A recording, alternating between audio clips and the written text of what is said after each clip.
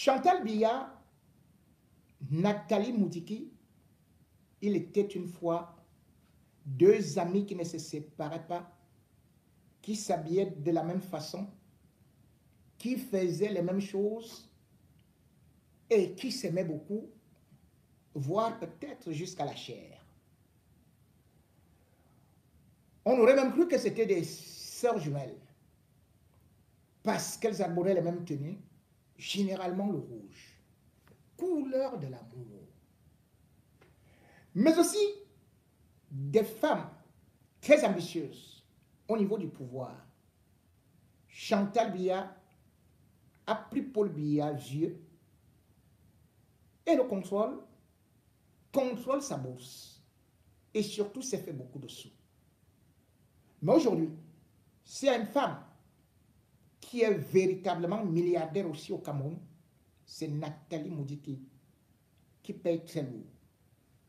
Très lourd par rapport au marché de la SNH, par rapport au contrôle et à la mainmise qu'elle a sur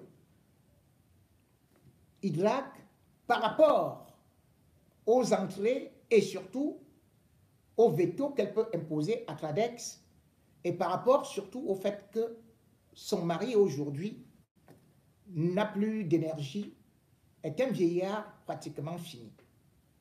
Nathalie Moudiki, c'est aussi une fille, une femme qui aime bien s'amuser et qui aussi aime compter beaucoup d'argent. Avec Chantal Biya, elle avait été nommée, bien sûr, trésorière du CERAC. C'est-à-dire que toutes les femmes des ministres, directeurs et aussi diplomates passaient chez elle, par elle, pour avoir Chantal Biya, pour avoir un entretien ou alors une faveur.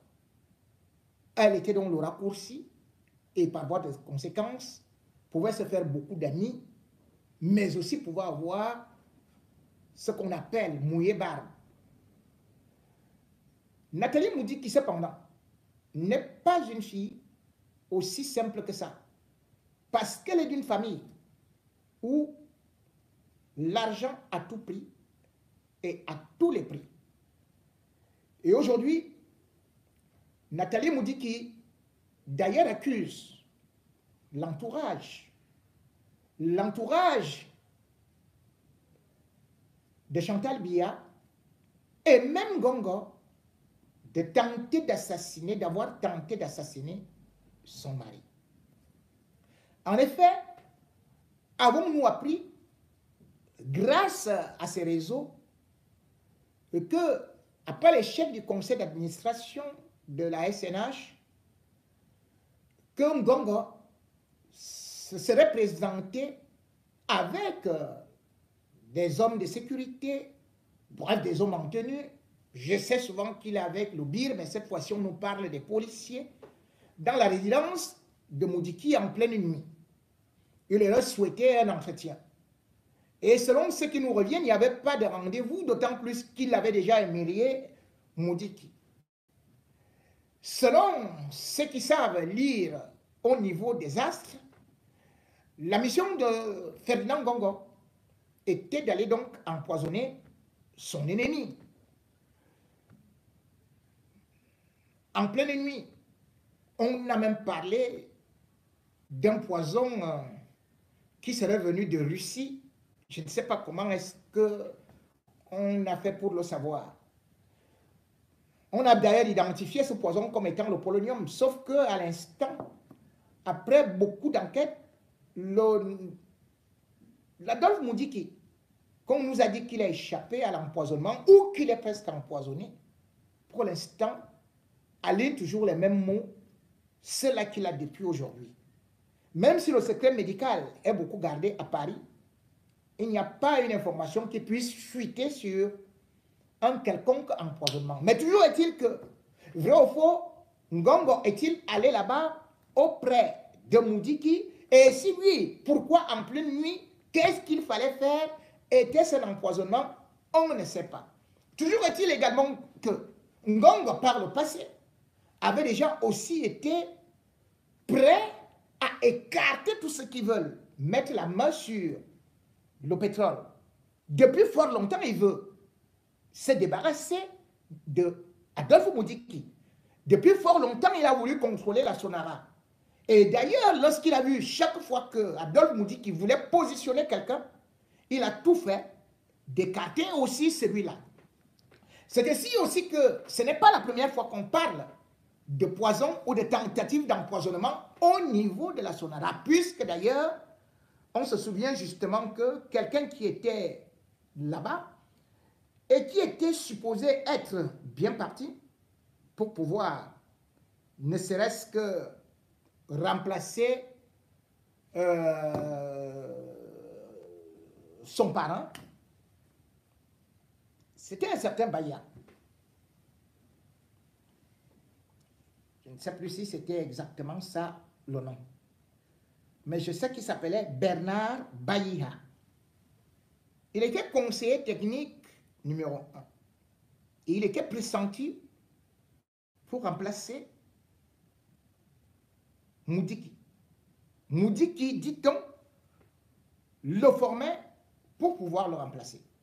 Mais lorsque Ngongo est au courant, il a tout fait pour l'enlever de là et le nommer au chantier naval qui était une coquille vide.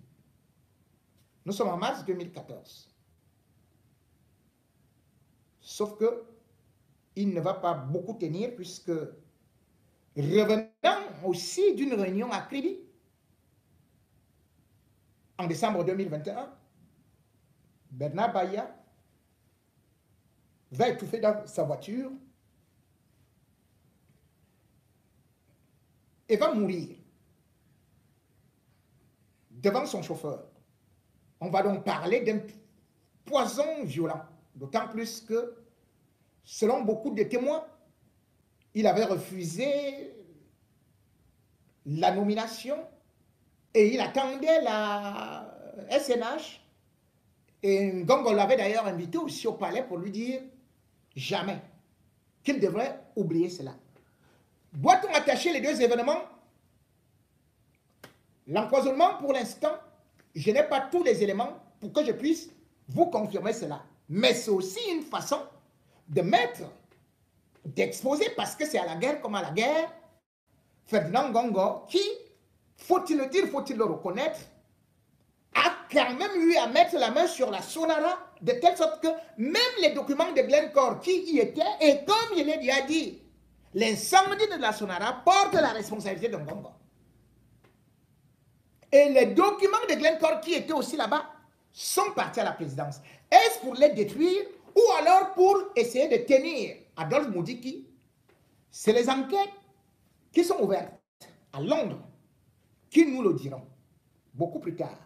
Mais toujours est-il également que si alors il y a empoisonnement et si Nathalie en parle aujourd'hui, il faudrait aussi qu'elle-même soit soupçonnée. Ce n'est pas parce qu'on dénonce qu'on est directement innocent dans de tels cas. Et pourquoi? Parce que la sœur de Nathalie Moudiki, elle-même, elle a été impliquée dans une affaire au Gabon. Parce qu'elle aussi, elle est partie épouser un vieillard, un homme mûr, Premier ministre. Mais avant cela, il était ministre des Finances de l'Issouba, au Congo. Ministre des Finances. Il a d'ailleurs été cadre de la BEAC. Comme Nathalie Moudiki, elle a calculé là où il y avait beaucoup de gombo. Elle a donc épousé ce monsieur qui, par la suite, lorsque Sassou Nguesso renverse l'Issouba en 97, il va faire appel encore à lui. Bon. Il sera donc nommé Premier ministre. Clément Mwamba, c'était son nom. Mais en 2021, on va commencer à entendre les Congolais d'abord dans les années, on commençait à dire que la sœur de Nathalie bouffait beaucoup d'argent, manipulait un vieux, faisait ceci, faisait cela, de telle sorte que plus tard, il a dû aller épouser une deuxième femme. Mais jusque-là, la sœur de Nathalie Moudi qui accusait plutôt la première d'être à l'origine de tentatives d'empoisonnement et de ceci, de telle sorte que, le 14 octobre 2021, ce monsieur est tombé aussi dans les pommes. On a dit que c'était le Covid. C'était le Covid. Le 12 octobre plutôt 2021. Il a été évacué à Paris. Il est mort le 29 octobre 2021. Elle est donc devenue veuve joyeuse.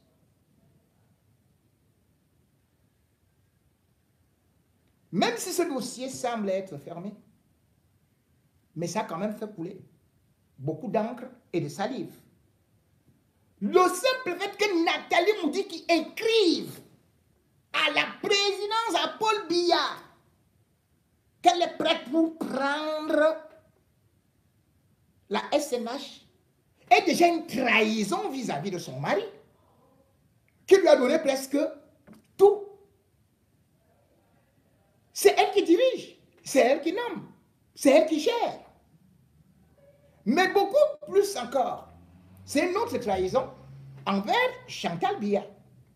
Puisque Chantal Biya croyait que Nathalie travaillait pour elle, maintenant elle découvre que Nathalie travaille pour elle-même. D'autant plus qu'elle-même, dit-on, elle a déjà un petit à côté. Pour donc narguer Nathalie Moudiki, vous savez, il y a les symboles, il y a les signes. Elle ne reçoit pas Nathalie Moudiki qui pourtant est à Paris. Mais sauf que, attendez un instant.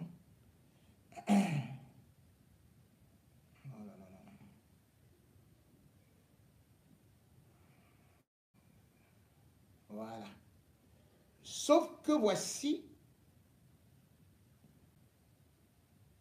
ce qu'elle envoie comme message. C'est une toute petite vidéo.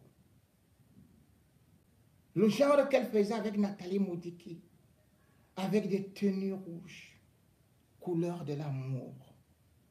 Maintenant, elle montre que certainement c'est un message. Que peut-être qu'elle a retrouvé de l'amour. Peut-être une amie qui l'aime plus. Curieusement, ça ressemble à des vidéos de Brenda Biya, sauf que ça ne s'embrasse pas par la bouche, mais une première dame, avec cette belle tenue, avec une telle complicité, avec celle-ci. Regardez et expliquez-moi.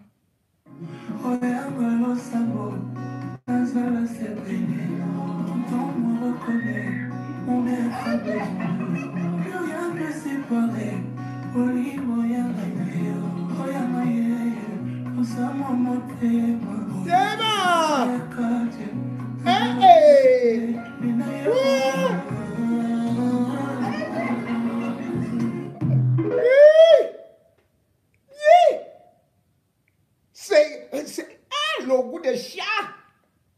Nathalie, tu as vu? Regardez cette photo. Rouge, Nathalie et Chantal. Ah là là, on dirait que c'est une belle photo de mariage. Pour aller sur l'état civil. C'est une belle couleur rouge. Et regardez maintenant la nouvelle vidéo. Et curieusement, Brenda Biya, elle aussi, danse ces derniers temps depuis qu'on lui a présenté, enfin, depuis qu'elle nous a présenté où son épouse là. Voilà. Bon, on repart. Et vous allez voir que c'est le même poster. Et vous voyez ça?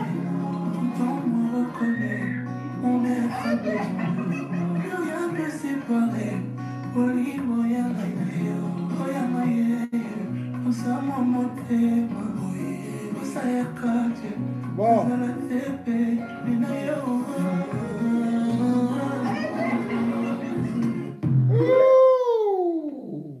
Bon.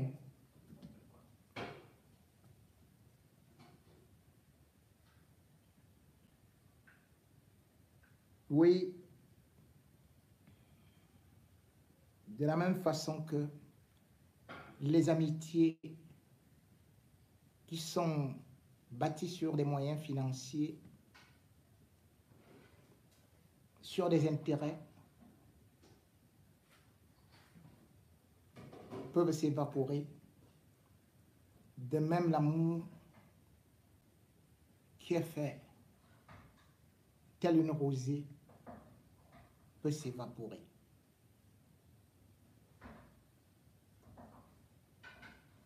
Le pétrole du Cameroun, lui, aujourd'hui,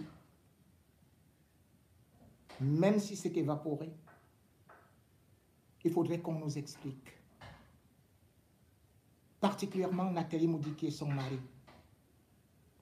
qui nous explique qui a signé le contrat. Il faudrait que Nathalie Moudiki et son mari nous expliquent surtout pourquoi est-ce que Glencore, qui est reconnue comme une entreprise coupable de corruption,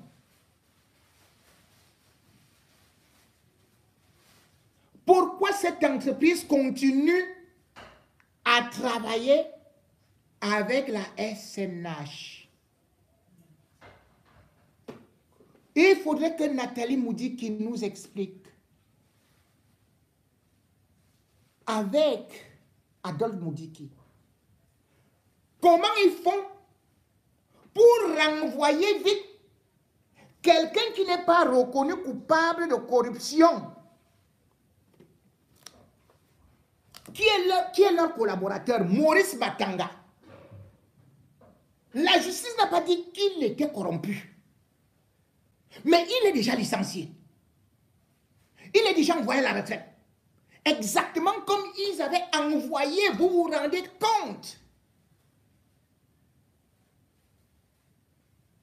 Jean Périal Nyodok. Jean Périal Nyodok a été envoyé à la retraite à 62 ans. 62 ans, le papa l'a envoyé, Jean Périal Nyodok, à la retraite. Et lui, à 88 ans, 90 ans, lui, Moudiki, il dit qu'il est encore jeune, il doit continuer à travailler. Il envoie quelqu'un de 62 ans à la retraite. Il dit qu'il n'a rien à voir avec la corruption. Pourquoi est-ce qu'il ne rompt pas le contrat? Rien que du fait qu'une entreprise est plaidée coupable. Est-ce que vous pouvez voir ça? Je m'en veux porter plainte. Et je collabore avec la même personne qui a dit que j'ai volé chez toi, j'ai corrompu tes agents, j'ai corrompu les hauts fonctionnaires de tes sociétés. Et Glencore continue à travailler avec la SNH. Qui est fou?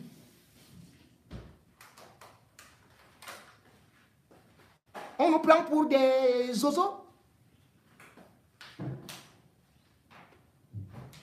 Et puis, quel est ce pays où les vieux ne vont jamais en retraite?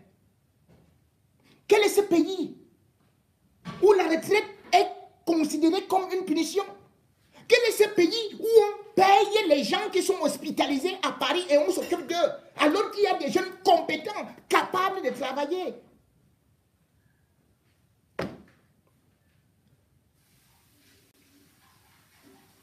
Quel est ce pays où ces deux femmes qui veulent tenir les leviers du pouvoir, une à la présidence de la République et l'autre avec le pétrole camerounais, la République est dans la rue, aucune n'est compétente, et voilà le Cameroun qui s'écroule, qui s'enfonce dans les ravins de l'incompétence, des détournements, de la corruption. Vite à Keremouna, organise ces manifestations que tu as eu à promettre là-bas, à Londres, et que les Camerounais aillent demander des comptes. Et surtout, Moudiki, ce n'est pas la société de ton père, la SNH.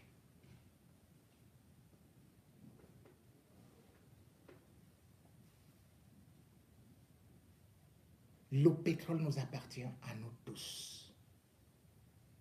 Le pétrole ne se gère pas dans l'opacité, dans des complicités bizarroïdes. Et lorsque, dans une société, on a la tête, lorsqu'il y a un scandale qui éclate, la seule façon de montrer qu'on est innocent et qu'on se met à la disposition de la justice, c'est de démissionner. Et non plutôt de licencier ses collaborateurs.